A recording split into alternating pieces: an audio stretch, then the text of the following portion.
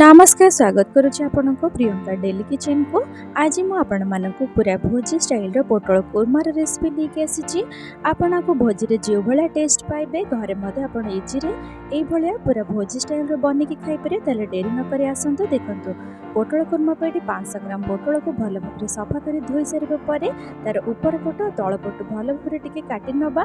काटी सारा पर पोटल को टिके सॉफ्ट करने तार ऊपर पतला चोपाटी को आम बाहर कर नबा। पोटल एमती पतला चोपाटी काढ़ीदेवा द्वारा आम पोटल बिल्कुल भी टाण ही न था। तरकारी हवा पर एटा बहुत सॉफ्ट हो जाए। देखो चोपा काढ़ी सारा पर एमती मझिरु कट लगे नहीं।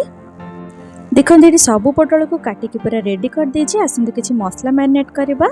एबे हाफ चमच लूण हाफ चमच हळदी गुंड को देकी आको भल भाबरे हाथ रे भल भाबरे मिसई नबा। पोटल एमती लुण हल्दी गोले देकी छाणीबा द्वारा आम पोटलर कलर टी बहुत भल आसी थाए।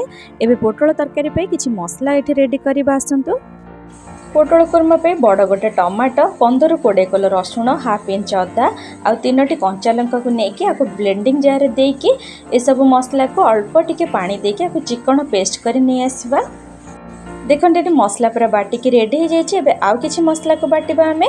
देखते ये 15-20 काजू को अल्प उषुम पानी रे किछि समय आगु भिजै नेतिले आकु मध्य ब्लेंडिंग जार देकी चिकन करी बाटी नेछि।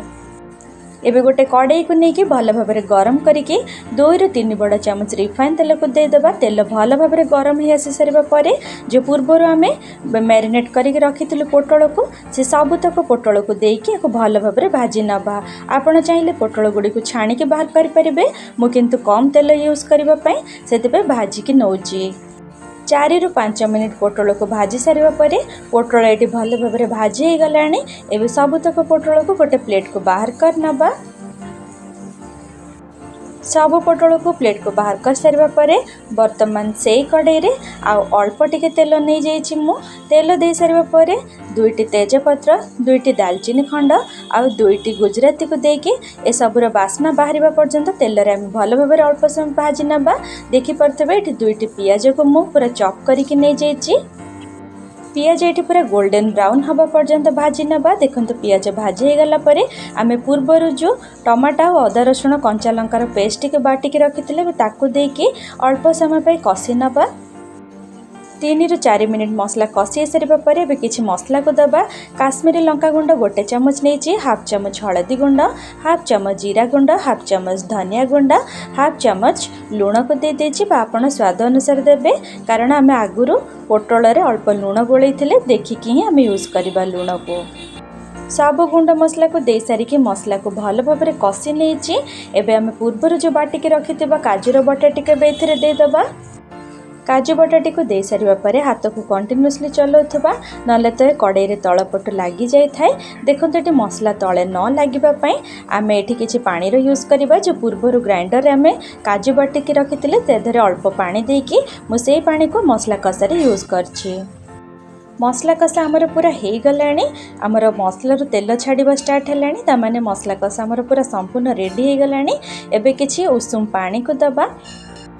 मने रखिबे पोटल कुर्मा रेसिपी पे आमे सब बेले गरम पानी ही यूज करबा। कंचा पानी बिल्कुल भी दबा नहीं। गोटे ग्लास पाखापाखि एथरे पानी को देकी भल भाव मसला को मिसेकी फुटिबा पे छाड़ी दबा।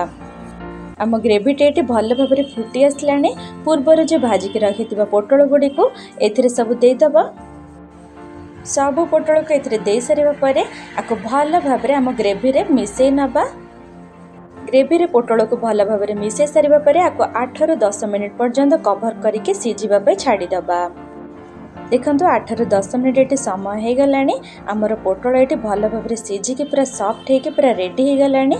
एबे आउ किछि आमे भोजीर सीक्रेट टिप्स एथरे यूज करबा। एबे से सीक्रेट टिप्स होछि 2 चमच अमूल को अल्प उषुम पानी रे गोले के एथरे दे दबा। अमूल दबा द्वारा आमर कोरमा बहुत टेस्ट लगी थाए। देखते ये गोटे चमच पाखापाखि कस्तूरी मेथी को दे देछि आउ हाफ चमच एथिरे गरम मसला पाउडर दे सारा पर ए सब को भल भाव मिसेकी 2 मिनिट पे फुटिबा पे छाड़ी दबा। 2 मिनिट फुटी सारा पर आमर पूरा भोजी स्टाइल रो पोटल कुर्मा एठी रेडी हो जाइछि। आसंतु सर्विंग प्लेट को सर्व करबा। गरम गरम पोटल कुर्मा को आपण भात किंबा रोटी किंबा नान परोटा सबुथिरे एटा खाइबा पे बहुत टेस्ट लगी थाए। पूरा भोजी स्टाइल रे पोटल कुर्मा आपण घरे निश्चय गोटे थर ट्राई करंतु। केमिति लागुची कमेंट माध्यम रे मते निश्चय जणांतु। पुणी देखाबा गोटे नुआ रेसिपी साथ रे। रहुची नमस्कार।